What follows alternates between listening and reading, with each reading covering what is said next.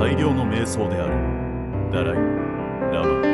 未来は夢の美しさを信じる人たちのものだ。エレノー・ルーズベルト。私たちは夢と同じようなものでできており、私たちの小さな人生は眠りで終わる。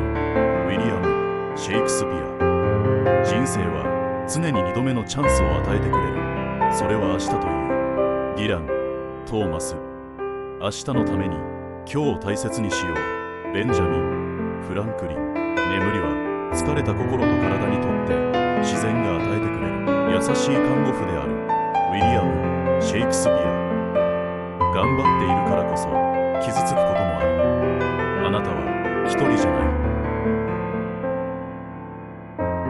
今はゆっくり休もう。